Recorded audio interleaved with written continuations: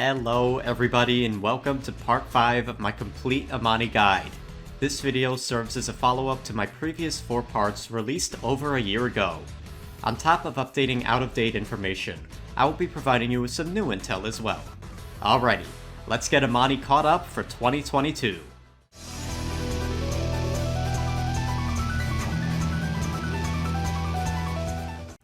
Despite receiving mostly buffs since the last video, in my opinion, Imani is in a much weaker state now than when I made the last part of the guide. As we run through her balance updates, you'll begin to understand why.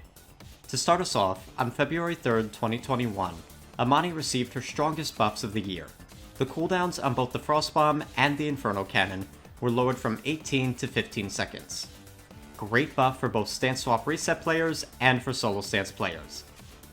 Imani's next set of changes were on July 21st, 2021. The Inferno Cannon received, in my opinion, a pretty hefty nerf, with the damage per tick going down from 110 to 100. This means that the DPS of the cannon went down from 1222 DPS to 1111 DPS, and the total damage of the ability in one use was dropped from 3666 to 3333. By itself, this doesn't sound like much, but this was just the start of the Inferno Cannon losing its impact. Now, to compensate for this nerf, and I use compensate very lightly here, the Frost Bomb received 2 buffs. The minimum damage of the bomb was upped by 5%, aka a whopping 20 damage. And the more notable buff, the distance required for the full 800 damage was reduced by 10%. I personally don't think these tiny buffs to the Frost Bomb made up for the Inferno Cannon losing out. Speaking of the Inferno Cannon losing out, the last change directly affecting Imani herself came on September 15th, 2021 with an air quotes bug fix for the Swiftseer card.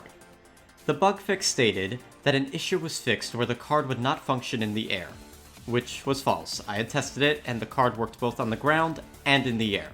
But that's not the point. The point is that after this fix, the momentum on the Inferno Cannon itself got completely trashed. I'll talk about this more in detail in the updated bugs section, but for now, just know that the Inferno Cannon is a lot slower than it was last year. Now to wrap up balance, and the main reason why I believe that Imani is in a weaker state than at the time of the last video, are 2 changes relating to the item store. The first is that Cauterize is gone. Now for Imani, this means that enemies are able to rush Resilience faster to counter your Frost Bomb earlier. But that's not the big one. The biggest nerf to not just Imani, but a lot of the Paladins roster, comes in the form of the new Haven. A quick refresher. There used to be 2 damage reduction items in the store, Haven and Blast Shields. Haven previously only reduced direct damage, while Blast Shields would reduce area damage. How did this affect Imani, you might ask? Well, both of Imani's primaries are direct damage, while both of her secondaries deal area damage. Previously, since direct damage was more common, enemies would tend to purchase Haven over Blast Shields, meaning that even in the late game, Imani would retain full damage with her Frost Bomb and, more importantly, her Inferno Cannon. With the new Haven reducing all damage by 18% capped out, it means Imani has lost her late game edge that she had over most damage dealers. The Frost Bomb against Max Haven has its damage lowered from 800 to 656. This is pretty negligible though, since the bomb is more so used for the root. But the lower damage late game does mean that you're a little less likely to get a kill on a low health retreating target. Of course the Frost Bomb is nothing when compared to how pitiful the Inferno Cannon is late game. With Max Haven, the damage per tick goes from 100 to a measly 82. Meaning the DPS goes from 1111 to 911. The total damage over the 3 seconds goes from 3333 to 2733. Which, yes, that still kills most standard health champs, but keep in mind that the Inferno Cannon does not apply Cauterize, and just 600 enemy healing over the 3 seconds will jip you of kills. And this isn't even taking the new Veteran into accord. So, overall since last time, Imani's time to kill has gone up, and one of her abilities has essentially been made useless. I don't give a fuck. Do I look like I give a fuck? Because I don't. I don't care. I don't care. I'm great.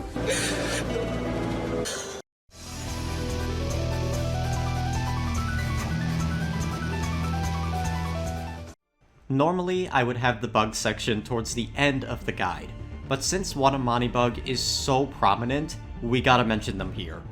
Inferno Cannon Momentum Bug. This bug has been in the game since the Trick Shot patch. In the patch, the devs claimed that they fixed an issue where the Swift Seer card would not function if Imani used her Inferno Cannon ability while in midair. Like I said earlier, they were trying to fix a bug that wasn't even there. I don't know what spaghetti they were cooking with, because after this, the Inferno Cannon became super duper buggy. The base Inferno Cannon feels very sluggish now. Granted, with the Swift Seer card capped out, it feels faster than before, but in a buggy way. We're going to live gameplay footage because this is a little hard for me to describe by itself. Okay, we are in the firing range live. Now I just want to preface that this bug seems to only occur if you're airborne while using the Inferno Cannon, because on the ground, directional inputs seem to be perfectly normal. But in the air, it's a different story. So I'm going to call out my directional inputs, and you'll see that things don't quite line up. Going forward, back. So, as you just saw, there's a pretty noticeable delay before Imani actually starts moving backwards. Like, her forward momentum is still being carried over my directional inputs. I'll showcase this one more time with a side to side. Here we go. Going left, right, left again. Barely moved left a second time. And just for undeniable proof here, we'll go backwards then forwards. Going back, now forward. 15 in a row! As you can see, very noticeable delay. As you can see, when using the Inferno Cannon in the air, Imani's momentum is prioritized over your directional inputs, which I believe is what leads to the biggest issue regarding the Inferno Cannon, which is that certain knockbacks halt all of your momentum during the ability. Everything. Your button inputs will have zero effect when this happens. I have lost count as to how often this has gotten me killed. I did some testing, and the abilities that seem to trigger this are Ash's Kinetic Burst and Shoulder Bash, Azan's Deliverance Ultimate, Betty LaBomba's Explosive Personality, Hail of Bombs, and Ultimate, Bomb King's Poppy Bomb, Buck's Bounce House Talent, Cassie's Impulse, Dredge's Ultimate, Fernando's Unstoppable Force card, Anara's Impasse, Makoa's Shell Spin, Rom's Juggernaut, Sati's Blastback and Improvised Talents, Vivian's Booby Trap Talent, and Yagurath's Acceleration. This bug is so prevalent, and it's the sole reason as to why I wouldn't recommend Imani to players at this time. It's also the reason why I delayed this part of the guide for so long. Oh, and just a fun little clip for you.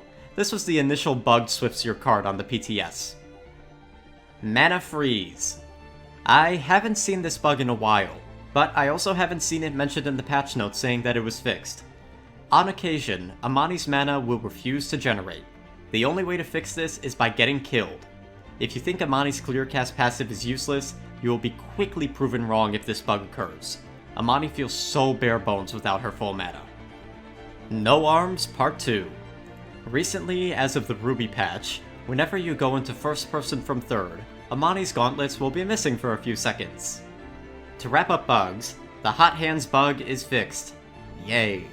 Everything else I mentioned in this part and in part 3 of the guide are still in the game to my knowledge.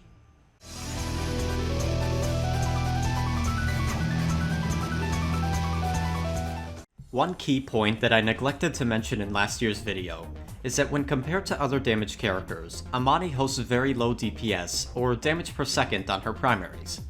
In my opinion, her strong secondary skills are supposed to make up for this, but I still wish to show you how Imani stacks up DPS-wise against the rest of the roster. So, this is my Paladins DPS spreadsheet, updated as of the Ruby patch.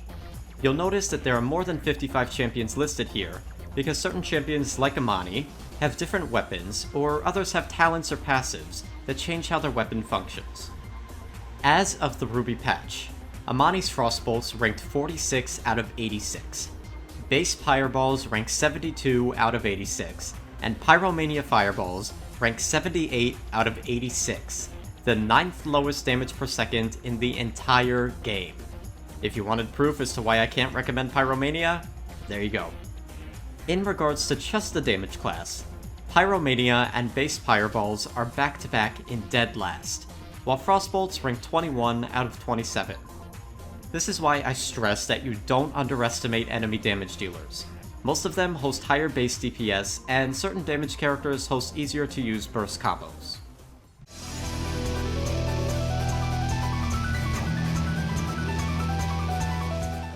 In last year's videos, I stated that the Nimble item affected the speeds on both the Frostfire Glide and Inferno Cannon. I regret to tell you that I was wrong. Well, half wrong. Nimble still works on the Inferno Cannon. It's just barely noticeable now due to the aforementioned bug state of the ability. In regards to the Frostfire Glide, I'm not sure if I was wrong from the start or the numerous updates we've had to the game removed this. Either way, I apologize, and just want to state that the Frostfire Glide is not affected by Nimble. Which is odd, since it's still affected by enemy slows, but whatever.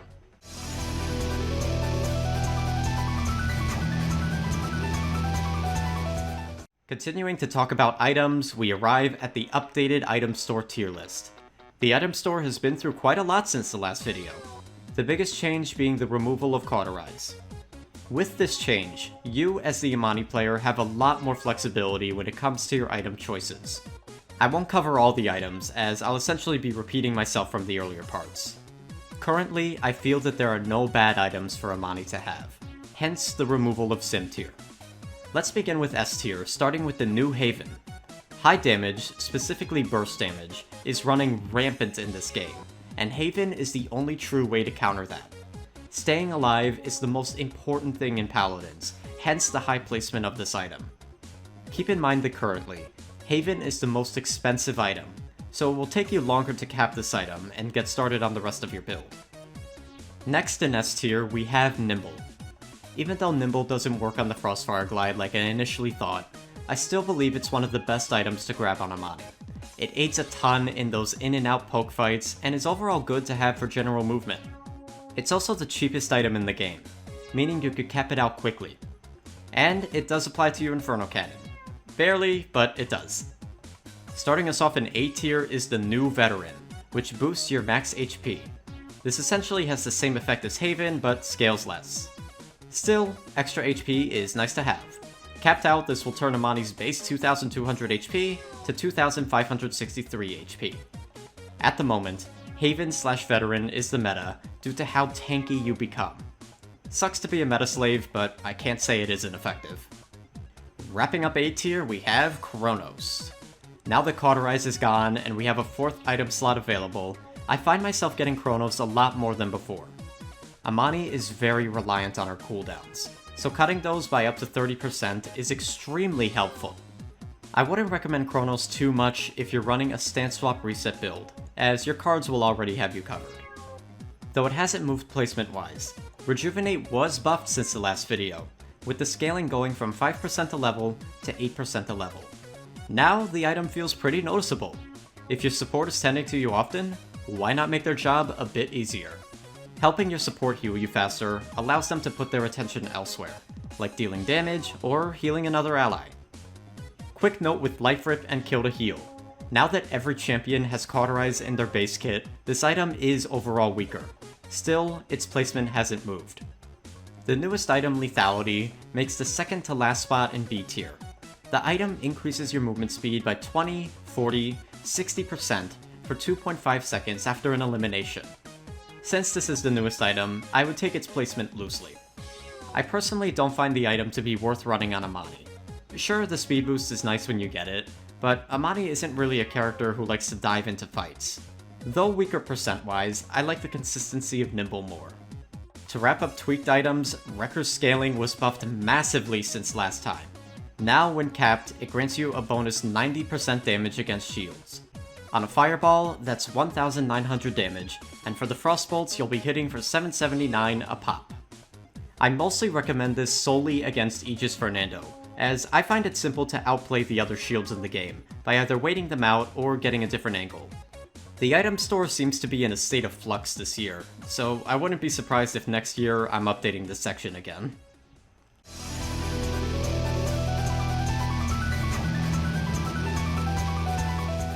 For the loadout section, I just wanted to mention that I tweaked my Burnout Legends build.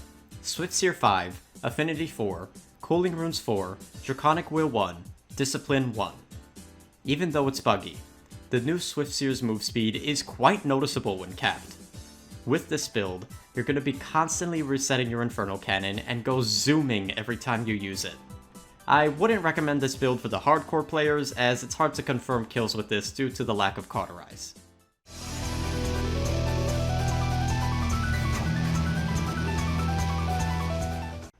This was the section I was the most unpleased with in the first part of the guide, since I didn't use any corresponding footage when talking about Synergies. So we're updating it here. For the flank class, I find Vora to be a great tag team partner. Vora is a character who likes to bide her time, poking enemies from afar and only diving in for the kill when they're low. As Imani, you can enable your Vora to go for more dive plays by hitting high damage fireballs or a well-timed frost bomb. The frost bomb is doubly effective since it allows Vora to more easily confirm her ultimate. As for the damage class, this is the section where I find the least amount of synergies as an Imani player. Typically, your fellow damage dealers like to play at mid to long range, just like Imani does.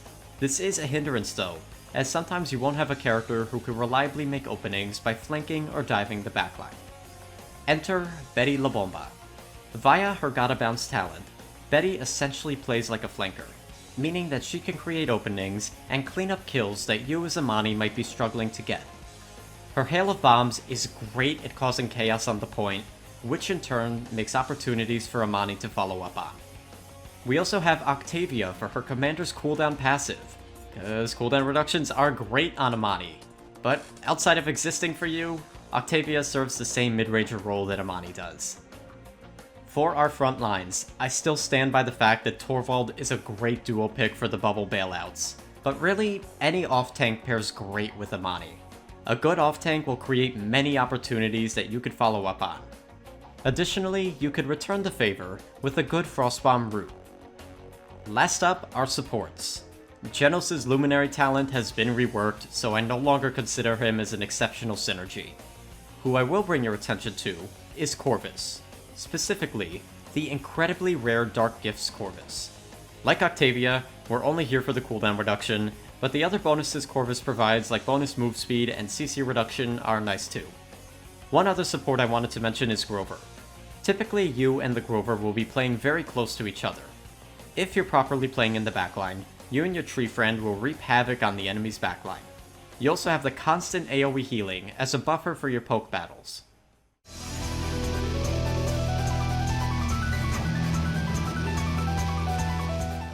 To wrap up this video, I wanted to give you some tips and tricks when facing the new champions added since the last part. Against Betty, I would treat her like a flanker. Prioritize poking her out with fireballs, and save your Frostbomb for when she's trying to dive you or a teammate. Keep in mind that the explosive personality has 3 jumps per use of the ability. Most Bettys will use the first jump to engage, the second for damage, and the third for a retreat. If you hit the root after the first jump, Betty still has 2 more available, so ideally I would try to hit the root on her second or third jump to fumble her damage or disengage. If she is using the Gotta Bounce talent, your Frostbolts are great for keeping her in check.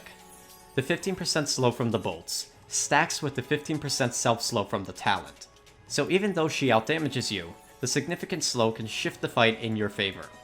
Since Betty can be hypermobile, I would advise that you don't use your Infernal Cannon against her unless you know her mobility is down. When facing Betty, be mindful when you're using your ultimate. With her mobility, she can easily jump into the backline and find where you're camping out. Additionally, you want to be doubly careful when ulting if she's running the Fiery Disposition talent. The bonus damage from that talent will quickly whittle down your dragon, so you want to prioritize Betty as your first target or kill her before ulting. Against Octavia, be mindful of which passive she is selected, most notably Commander's cooldown. Certain characters gain insane benefit from additional cooldown reductions, so you have to watch for that. As for Octavia herself, do not underestimate her. Octavia's Scopefire has the highest DPS or damage per second in the damage class. If you're playing too close to the action, she can poke you out in under 2 seconds. So to counter this, you want to play your distance with your fireballs. She'll be dealing with damage falloff and you won't. If you're safely in mid-range, you can root her in the middle of commanding leap to cancel it. Additionally, I find it pretty easy to track her with the Inferno Cannon mid-leap. Although, I would try to save your Inferno Cannon for when she uses her Distortion Field. Whether she's covering an ally or herself, you can pop the Inferno Cannon and track whoever's inside with the damage numbers. Just a heads up that Octavia has a really good damage reduction card while standing in the field. This, on top of the healing provided by the Asymmetric Warfare talent, will neuter the damage from your cannon. Still, I find it good to keep the pressure on. Additionally, you could use your Frostbomb or Pyromania Fireballs to reliably deal damage in the Distortion Field. One last tidbit, the Distortion Field has a super common bug where you can see enemy health bars through it. If this happens to you, you can ditch all the Distortion Field tips I just gave you, and continue fighting Octavia as normal. Damage-wise, Sati is Androxus with better damage fall-off. Because of this, you want to follow the Octavia approach, and fight her at range, so she has to deal with damage fall-off, while you won't. Most Satis like to use the decoy to reposition. This is the ideal time to use your Inferno Cannon, as you can track Sati during her stealth and remove the surprise factor she brings. You can also do this with the Frostbomb and Pyromania Fireballs. If Sati is using the Window of Opportunity talent and knocks you up, immediately use your Frostfire Glide to make some distance. Otherwise, you'll be melted pretty quickly. Like Genos, Sati is one of the best champs to counter your dragon. If she knows where you are, she could counter your ultimate with hers. To remedy this, just buy some Haven. Literally, level 1 Haven will keep you alive through a Sati ult.